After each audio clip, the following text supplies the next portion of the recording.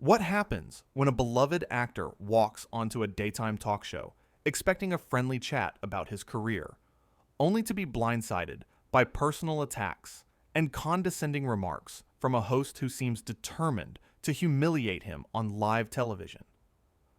It only took 45 seconds for Denise Welch to turn what should have been a pleasant interview into one of the most uncomfortable moments in talk show history, leading to an exit so dramatic that the entire studio fell silent.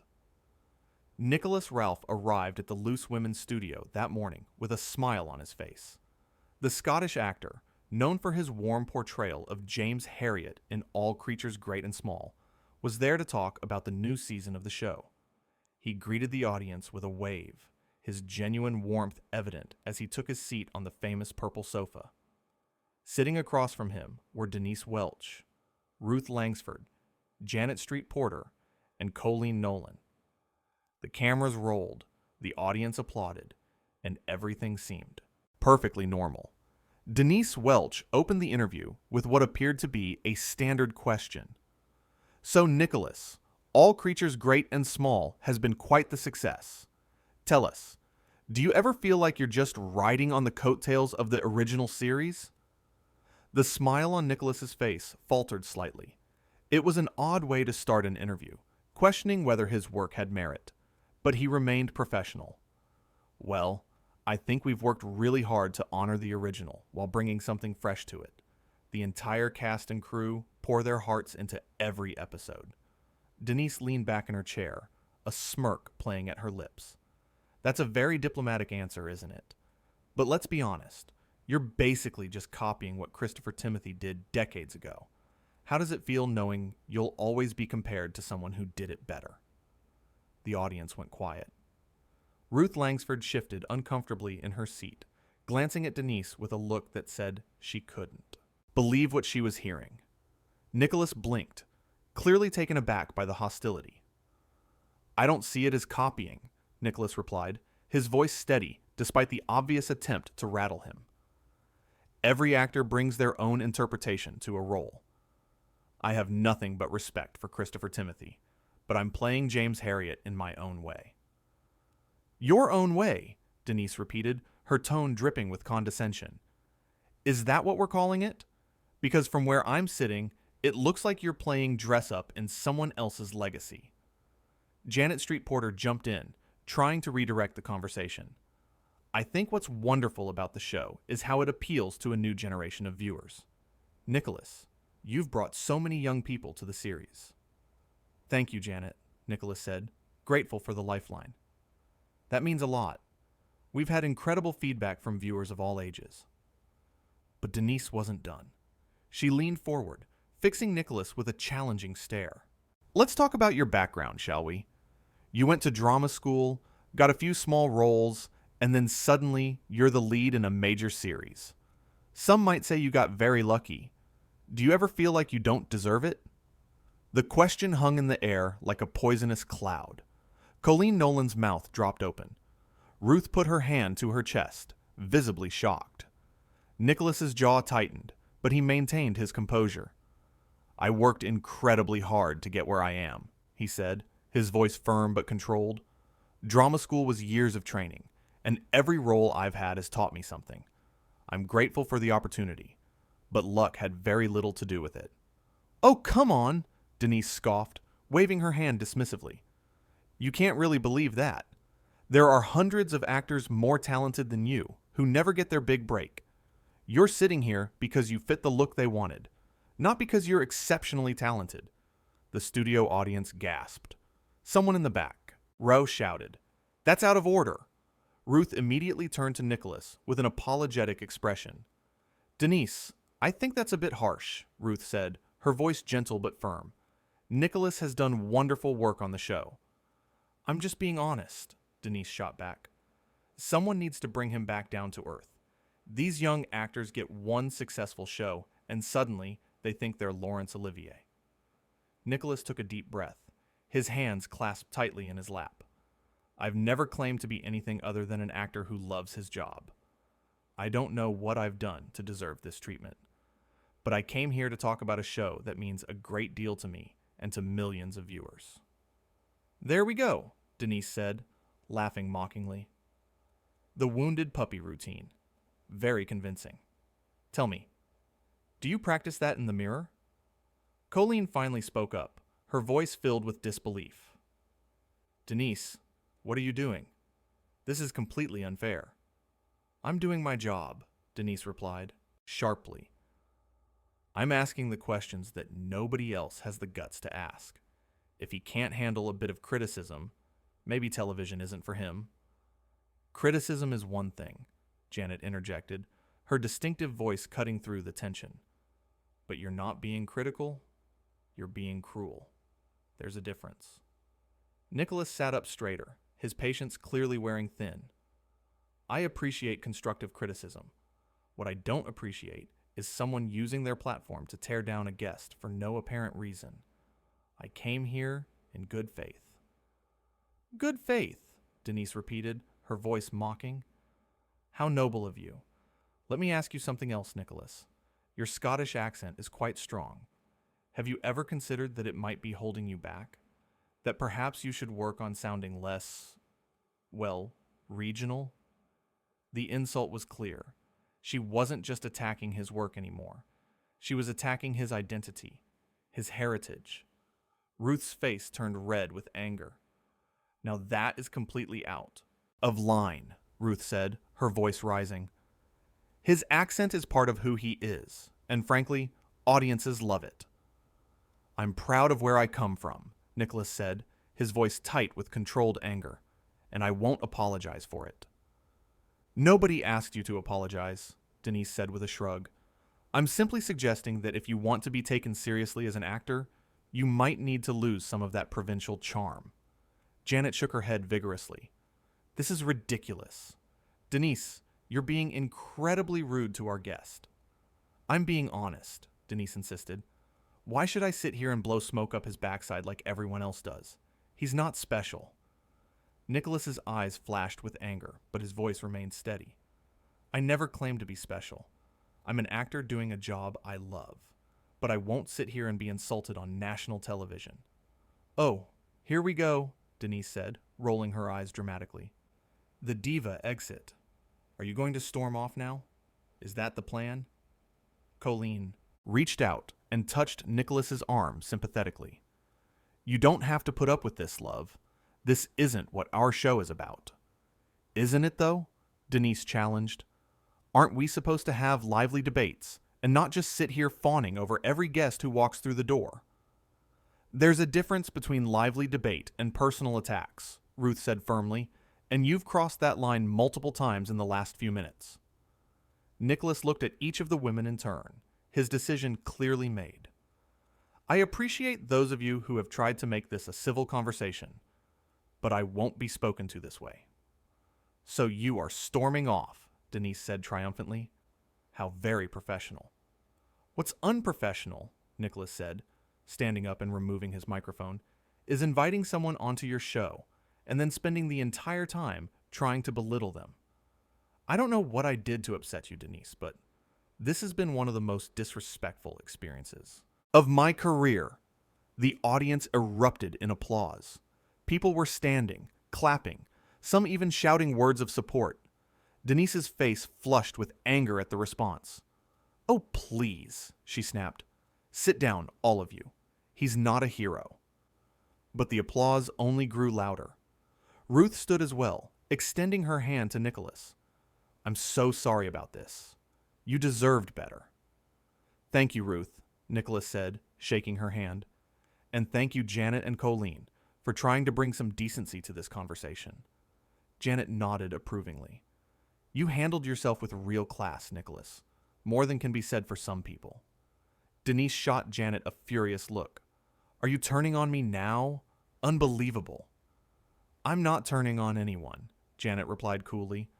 I'm simply pointing out that you've behaved abominably. Nicholas moved toward the exit, his dignity intact despite the ambush. Colleen called after him, Good luck with the new season. We'll be watching. Denise's voice rose above the noise. This is pathetic. He can't handle a few tough questions, so everyone treats him like a victim. This is exactly what's wrong with actors today. They're all so soft.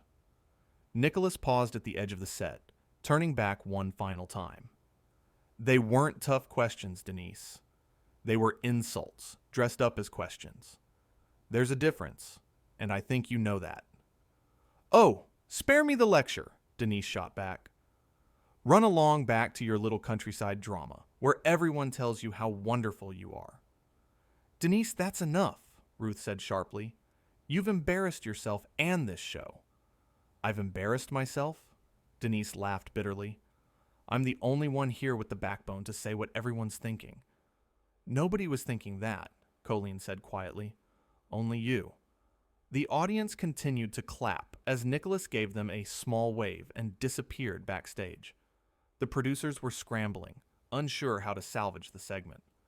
The other three panelists sat in stunned silence, the atmosphere heavy with tension. Denise crossed her arms defensively. Well, that was dramatic. I suppose you're all going to gang up on me now. You brought this on yourself, Janet said bluntly. That young man came here expecting a professional interview, and you attacked him from the moment he sat down. I asked legitimate questions, Denise protested. No, you didn't, Ruth countered. You questioned his talent, his worth, his accent, his entire career. That wasn't journalism, Denise. That was bullying. Bullying? Denise scoffed. Now I'm a bully for doing my job. Your job is to interview guests, not to destroy them, Colleen said, her voice sad rather than angry. What possessed you to treat him that way? Denise's expression hardened. Maybe I'm tired of pretending that every guest who sits on this sofa is a gift to entertainment. Maybe I'm tired of the fake niceness. There's nothing fake about treating people with basic respect, Janet said. And you failed spectacularly at that today. The floor manager approached, speaking urgently into his headset. The show needed to go to a commercial break immediately. The damage control had already begun. As the cameras cut away, Ruth turned to Denise with genuine disappointment in her eyes. You do realize what you've just done, don't you? That young man's career will be fine. He'll probably get even more support after this. But you've shown everyone watching exactly who you are. And who's that? Denise challenged. Someone who punches down, Ruth said simply. Someone who uses their power and platform to hurt someone who is just trying to do their job. Backstage, Nicholas was being comforted by several crew members, all of whom apologized profusely for what had happened. His publicist was already on the phone, fielding calls from media outlets wanting his side of the story, but Nicholas simply wanted to leave. I just don't understand, he said to one of the producers. What was that about? I've never even met her before today. The producer shook his head. I have no idea. We're all shocked. That's not how we run this show. Back on the set, as the commercial break continued, the three remaining panelists sat in uncomfortable silence. Denise stared straight ahead, her jaw set stubbornly, refusing to acknowledge the severity of what had just transpired. You need to apologize, Colleen said gently. When we come back from the break, you need to say something. I'm not apologizing for having an opinion, Denise said flatly. It wasn't an opinion, Janet corrected. It was an assault.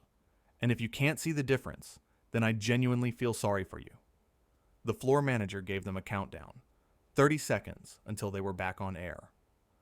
Ruth smoothed her hair, composing herself professionally despite the chaos. Janet took a sip of water. Colleen looked like she might cry. Denise sat rigid, her expression defiant. As the cameras came back on, Ruth addressed the audience with as much grace as she could muster. Well, that was certainly unexpected. We want to apologize to Nicholas Ralph and to all of you watching at home. That's not the kind of interview we ever want to conduct. Speak for yourself, Denise muttered, just loud enough for the microphones to catch. The audience booed. Actually booed. It was unprecedented for a Loose Women host to receive such a reaction from their own studio audience. Janet leaned forward, addressing the camera directly. Nicholas Ralph is a talented actor who deserves respect. What just happened here was unacceptable, and I want him to know that not all of us share in that behavior. Colleen nodded in agreement. He was nothing but polite and professional, and he deserved so much better than what he got today. Denise finally spoke, her voice icy. I stand by everything I said. If he can't handle honest questions, he shouldn't be in this industry. The boos grew louder. Someone in the audience shouted, "Shame on you!" Ruth closed her eyes briefly, as if praying for strength. Those weren't honest questions, Denise, Ruth said, her voice weary, and I think everyone watching knows that. I disagree, Denise said stubbornly. Of course you do, Janet said with barely concealed contempt. The segment limped to its conclusion, with the producers quickly moving on to the next topic. But the damage was done. The atmosphere on set was poisonous, the audience hostile, and the remaining show felt hollow and forced. In the dressing room, Nicholas gathered his belongings, still processing what had happened. A production assistant knocked on the door, holding out a handwritten note. This is from Ruth, Janet, and Colleen, she said apologetically. Nicholas opened it. The note was brief but heartfelt, apologizing for Denise's behavior and expressing their admiration for how he'd handled himself. It was signed by all three women. He folded the note carefully and put it in his pocket. Then he walked out of the studio, past the security guards who offered sympathetic smiles, past the audience members waiting outside who cheered when they saw him, and into the car that was waiting to take him away. Behind him, inside the studio, the show continued, but something had fundamentally broken. The easy chemistry between the panelists was gone, replaced by obvious tension. Denise continued to defend her actions throughout the remaining segments, growing more combative with each passing minute. When Janet tried to move the conversation forward, Denise interrupted. I notice we're all just going to pretend that didn't happen. How very mature of us. What do you want us to say, Denise? Colleen asked, exasperated. You were cruel to a guest for no reason. What exactly are we supposed to celebrate about that? I was doing my job, Denise insisted again. No, Ruth said firmly. You were indulging your worst impulses and calling it honesty. There's a difference. The show finally ended, the credits rolling over a studio that felt more like a battlefield than a talk show set. As the audience filed out, their conversations were all about the same thing. Not about the other topics discussed, not about the other guests, only about what Denise Welch had done to Nicholas Ralph. The panelists removed their microphones in silence. Janet left first, not bothering to say goodbye. Colleen followed, giving Ruth a meaningful look. Ruth gathered her things slowly, while Denise remained seated, scrolling through her phone. You do realize this won't just go away, Ruth said quietly. Denise didn't look up. I'm not worried. Then you're not paying attention, Ruth replied, and walked away. Alone on the set, Denise finally allowed herself to look at her phone properly. The messages were already flooding in. Fellow presenters expressing shock. Friends asking what had happened. Publicists trying to control the narrative. But Denise's expression didn't change. She stood, smoothed her dress, and walked off the set with her head held high, convinced that she'd done nothing wrong. Meanwhile, across the city, Nicholas Ralph sat in his agent's office, recounting the experience. His agent listened, shaking her head in disbelief. The good news, she said when he finished, is that public opinion is entirely on your side. People are furious with her. I don't want this to become a big thing, Nicholas said tiredly. I just want to do my work. I understand, his agent replied. But you need to know that you handled that perfectly. You were calm, dignified, and you stood up for yourself without losing your temper. A lot of people would have reacted much worse. Nicholas nodded, but he looked drained. The experience had shaken him more than he wanted to admit. Back at the Loose Women's studio, an emergency meeting was taking place. Producers, executives, and legal representatives gathered to discuss what had happened and how to respond. The footage was being reviewed, every word analyzed. "This is bad," one executive said, stating the obvious. "Really bad." "We need to issue a statement," another added. "And Denise?" There was a long pause. "We'll deal with Denise separately." In the days that would follow, the incident would be replayed and analyzed endlessly. But in that moment, as Nicholas left the studio with his dignity intact and Denise remained behind, insistent on her righteousness, the contrast between them couldn't have been clearer. One had come to do a job and been ambushed. The other had used her position of power to attack someone who couldn't fight back on equal terms. One had maintained grace under fire. The other had revealed something ugly beneath the surface. The audience had seen it all. They'd watched a talented, humble actor try to navigate an impossible situation with professionalism. They'd watched a host abuse her platform and her power, and they'd made their judgment clear. As Nicholas's car pulled away from the studio, he looked back one last time at the building. He'd come here that morning excited to talk about work he was proud of. He was leaving having experienced one of the most bizarre and unpleasant encounters of his professional life. But he'd done something important. He'd stood up for himself. He'd refused to accept mistreatment just because someone had a microphone and a camera. He'd shown that dignity and self-respect mattered more than playing along with someone else's cruel game. Inside the studio, the lights were being turned off. The audience had gone home. The cameras were being packed away. But the memory of what had happened would linger far longer than any of them could have imagined. Denise Welch had started the interview with the intent to shake up a routine celebrity chat. She'd ended it by revealing more about herself than she could have possibly intended. And Nicholas Ralph, who'd simply wanted to talk about his show, had walked away as the undisputed moral victor of one of the most uncomfortable moments in talk show history.